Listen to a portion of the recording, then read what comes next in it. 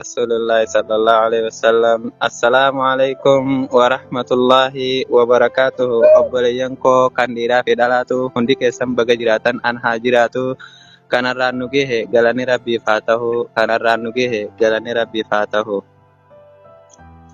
Baga naaf geessanii ayyaana waggaa ustaaza koo fi ummaa amiirootaa fi hundi barattoota baga geessan Eid al-Adhaa. Baga geessan Eid al-Adhaa. Oktitoo atis yaa obboleessaa biyyaa baatee kan jirtu biyya namaa keessaa matbaka madaamiif madra arabaa keessaa kophummaan sitti hin dhaga'amini bakki jirtu markaza keessaa alhamdulillah jedhi zikrii rabbii heddummeessaa alhamdulillah jedhaa zikrii rabbii heddummeessaa. Mee dhugaa gadi ilaalii hojii rabbii keenyaa bakka waggaa darbee waliin dhiibde har'a sibira hin jirre meeqaa darbee waliin dhiibde har'a sibira hin jirre meeqaa kan fayyaa dhabee rakkatus meeqaa ati garuu fayyaa qabda san hunda keessaa alhamdulillah rabbii koo jedhaa faaruma isaa heddummeessaa alhamdulillah rabbii koo jedhaa faaruma isaa heddummeessaa.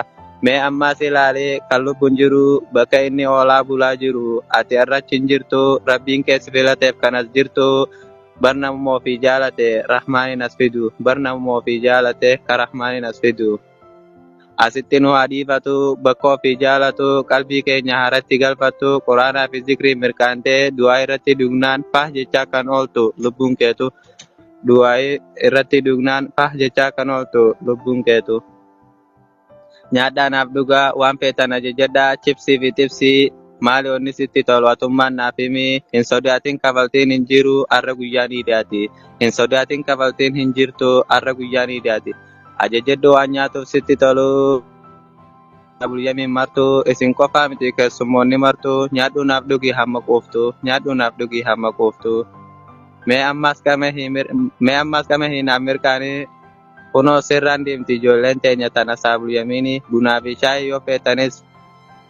shaayii yoo feetanis bishaaniif aannanii waan feetanii qamahi atummaan naaf mirkaanii waan feeten qamahi atummaan naaf mirkaanii. Idni kun barkeessanii quraana rabbii qara'aa irra geessanii id mubaarak jedha hunduma keessaniin id mubaarak jedha hunduma keessaniin.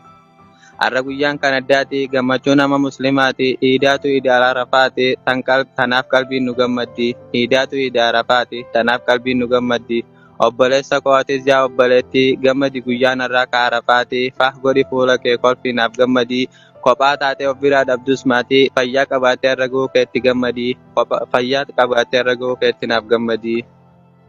Yaa rabbii koo Abbaa rahmataa garanni keetti sumaan namaaf rahmataa mee nuuf dabali gammachuu gammachuurraan mee nuuf dabali gammachuu gammachuurraan mee kolfanaaf taphadhaa dhungoo fi dhagaa walitti darbadhaa libbee fi keekii hin qusatinaa bilaashii jirti libbee fi keekis hin qusatinaa bilaashis jirti obboloota koo isinitti hin dheeraadhu id mubaarak hundi keessanuu huulaan riskii fi barakaa isiniif haa banamtu huulaan riskii fi barakaa isiniif haa banamtu. Eid mubaarak eid arraa kan barakaa kan gammachuu kan badhaadhinaaf milkaahinaa isiniif haa ta'u obboloota koo isin martu asumatti isinirraa haa dhaabbadhu. Assalaamu alaikum warahmatullaahi wabarakaatuh. Allahu akbar Allah. Afaan hin jallisaa qaamaa fi qalbiidhaan sirrinna caqasaa waa'ee barsiisotaan xiqquma siif ibsa waa'ee barsiisotaan xiqquma siif ibsa. Yaa barsiisaa kiyyaa yaa barsiistuu tootii himeetis konfituu ani waa'ee keetii waa xiqqooniin himaamaatii kee kanatti kunoo haa baratu kan silbeeyne martii kunoo haa baratu kan silbeeyne martii. Barsiisota jechuun ifaa dukkanaati barnurraa kaasanii urree wallaalaati dukkanarraa kaaseen nu baasan ifatti dukkanarraa kaaseen nu baasan ifatti.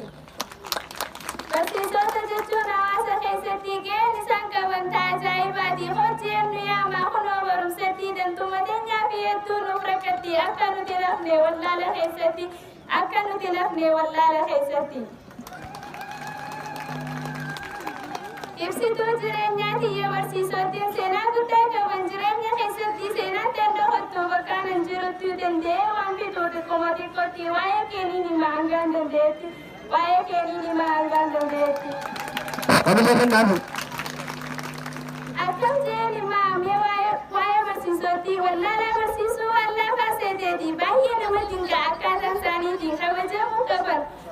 jiranitti ani dhugaan baana hin jiru qalbitti kanaafuu barsiisaan ifaa addunyaati kanaafuu barsiisaan ifaa addunyaati. Isaan duraan ishee Doktara Faayileetti tokko sin jaallu hooyaa barsiisootti hedduu si jaallata hawaasni hoomarti kan si jaallachiisuu bartalagaateeti hojiin kee hundinuu abshirsi boonsiti hojiin kee hundinuu abshirsi boonsiti. Barsiisota jechuun nama akkanaati akka ilmoo isaanii firnu qabaniiti yoo butii qabaannes nama qixaasaati kan birraan nu miine akka alagaatti akkamiin kashlabbeen isaanii waajatti akkamiin kashlabbeen isaanii waajatti.